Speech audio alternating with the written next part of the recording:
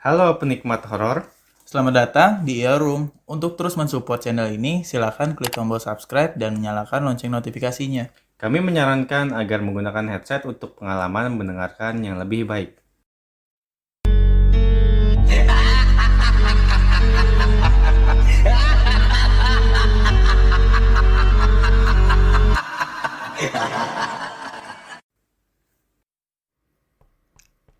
Halo, apa kabar semuanya penikmat kisah horor? Kali ini, gue akan menceritakan pengalaman teman gue sendiri saat KKN. Yang kebetulan satu grup sama gue. Kejadian ini terjadi sekitar 1 tahun yang lalu lah.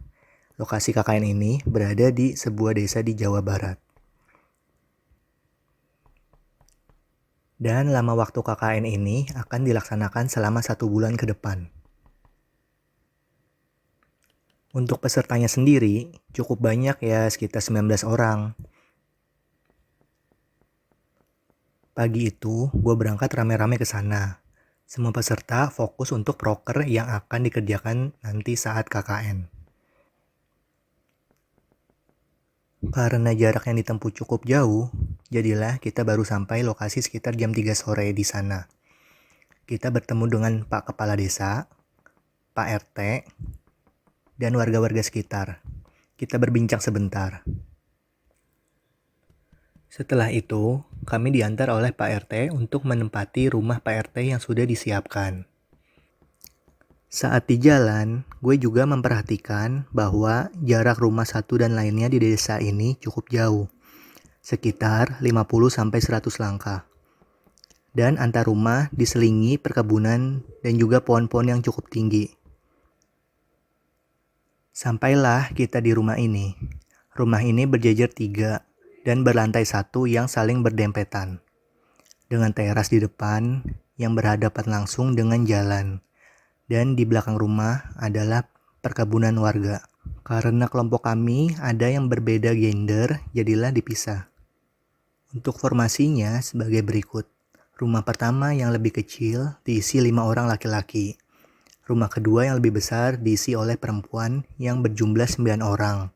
Dan rumah yang ketiga ditempati gue, yaitu jumlahnya 5 orang laki-laki. Untuk gambaran, dalam rumah yang gue tempati ini, terdapat 1 kamar tidur, 1 ruang tamu, 1 teras depan, dan dapur berada di belakang yang bila dibuka pintunya itu perkebunan warga, yang dibatasi dengan pagar bambu. Uniknya, pintu dapur ini jenis pintu yang terbagi 2 bagian, bagian atas dan bagian bawah. Biasanya, pintu bagian atas kami buka saat sedang masak, agar uap panasnya bisa keluar, dan tetap menutup pintu bagian bawah agar tidak ada binatang yang masuk. Singkat cerita, program kerja kami berjalan baik, dan tak terasa sudah memasuki pertengahan bulan. Suatu malam, tepatnya malam Jumat, malam itu setelah kami rapat sebentar dan makan malam. Gue dan teman gue, sebut saja namanya Irwan, langsung tidur meninggalkan teman kita yang lainnya yaitu Denny, Wildan, dan Roni. Mereka sedang berkumpul di teras dan berbincang-bincang. Di tengah perbincangan tersebut, mereka dibingungkan dengan suara ketukan pintu yang cukup kencang, seperti minta untuk dibukakan. Denny pun menoleh ke rumah sebelahnya dan tidak mendapati apa-apa di sana. Denny, Wildan, dan Roni pun saling berpandang-pandangan. Wildan berucap, suaranya kayaknya deket kan, gak mungkin juga deh kalau dari rumah pertama. Dan diiyakan oleh kedua temannya. Roni menimpali, lagi juga tadi gue abis dari rumah teman kita yang di rumah pertama. Dan mereka udah siap-siap mau tidur tuh. Lihat aja lampu terasnya udah pada mati. Sambil menunjuk rumah pertama. Mereka pun terdiam karena masih terdengar suara ketukan itu. Denny pun berbicara memecah keheningan itu. Gue buat kopi dulu ya. Lalu masuklah Denny dan menuju dapur. Dia dikagetkan dengan suara ketukan yang berasal dari pintu dapur.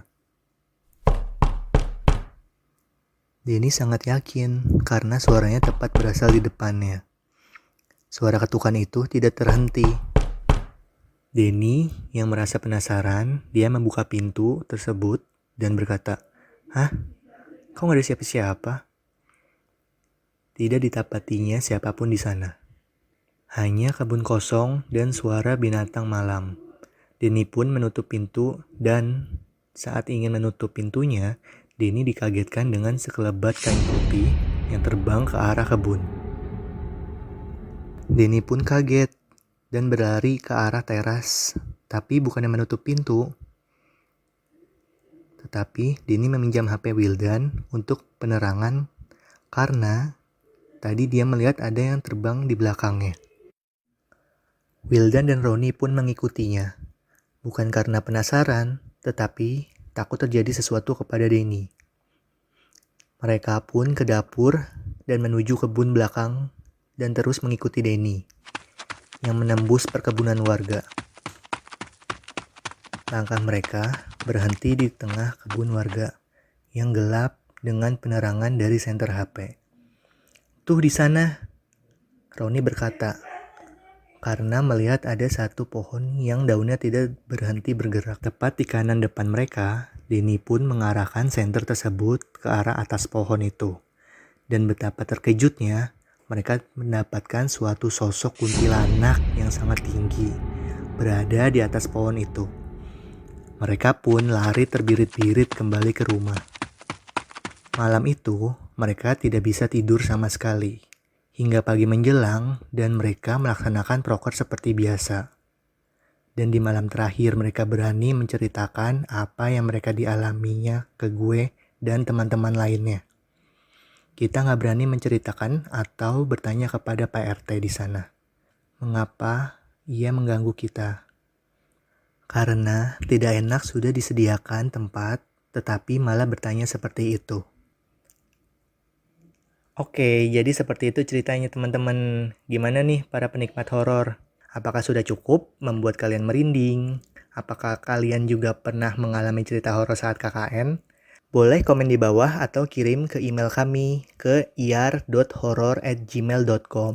Nanti cerita dari kalian akan kita bawakan di sini loh. Ditunggu ya ceritanya.